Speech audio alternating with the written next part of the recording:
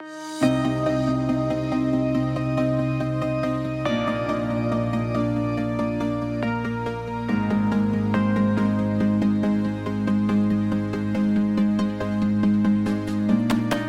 this is your host, Renata Ortega. Welcome to today's episode of the Cycle Breaker and Changemaker podcast. This podcast is all about how to break free from negative generational cycles in order to create meaningful, lasting changes.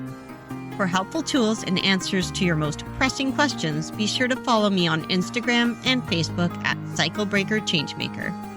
I look forward to helping you on your cycle breaking and change-making journey.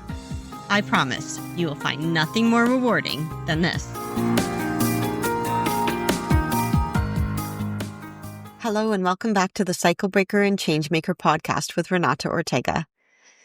If no one has reminded you today, you are worthy of relationships that feel safe, respectful, and kind. And today, we're having one of the most crucial conversations we can have in the healing space: what abuse looks like when it doesn't leave visible bruises.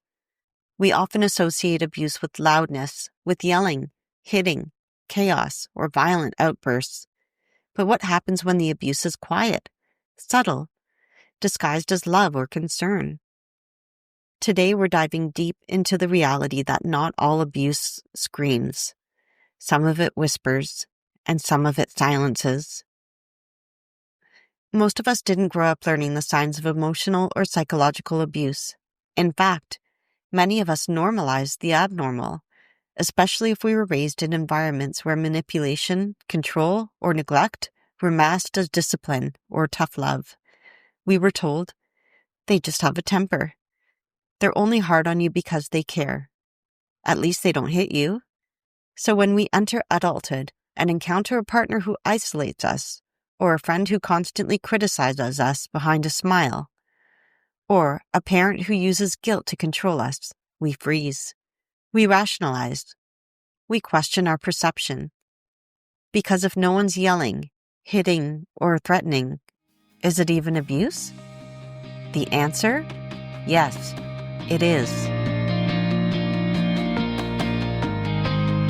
Here are some of the most common but least recognized forms of emotional abuse. Gaslighting. You bring up something that hurt you, and you hear, that never happened. You're too sensitive. You're making this up. Gaslighting is the systemic erosion of your reality. It's one of the most damaging forms of abuse because it makes you question your memory, your perception, even your sanity. Silent treatment as punishment. This isn't about taking space to cool off. This is about weaponizing silence to create fear or shame, making you grovel for connection, often without knowing what you did wrong. Love bombing and withholding. 1 minute you're adored. The next minute you're ignored. This inconsistency keeps you in the loop of trying to earn the love. It mirrors addiction because you're hooked on the highs after every low. Chronic criticism disguised as advice.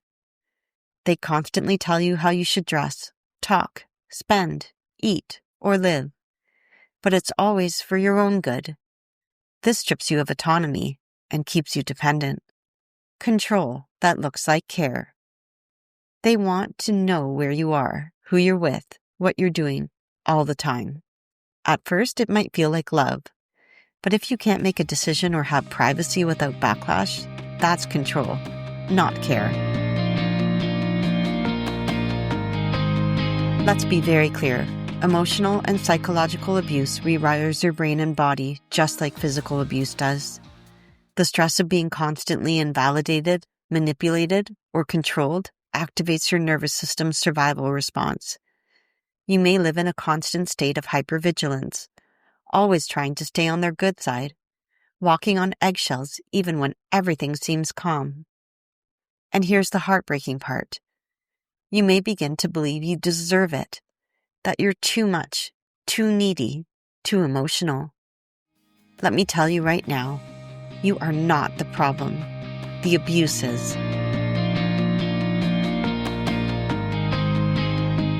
One of the hardest parts of covert abuse is the invisible entrapment. The abuser may be charming in public, have a tragic backstory you empathize with, apologize just enough to keep you hooked. This creates what's known as a trauma bond, an emotional connection formed through cycles of abuse and intermittent reinforcement. This creates what's known as a trauma bond, an emotional connection formed through cycles of abuse and intermittent reinforcement. It's powerful, and it's confusing. You might think, it's not that bad. They had a rough childhood. I'm just being dramatic. But deep down, your body knows. Your stomach drops when you hear the door. Your chest tightens when they text. You feel more alone with them than without. That's not love. That's emotional captivity.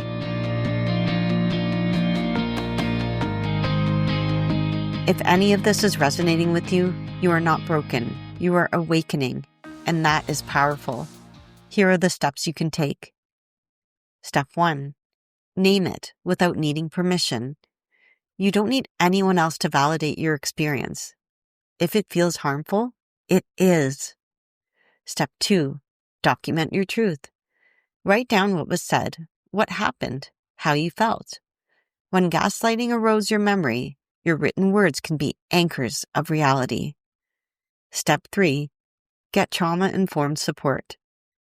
Find a therapist, support group, or trusted guide who understands emotional abuse.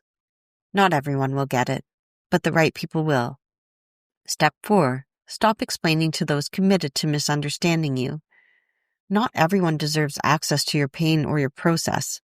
Protect your energy. Step 5. Rebuild trust with yourself. The most profound healing is learning to trust your gut again. Your intuition was never wrong. It was just overridden by survival.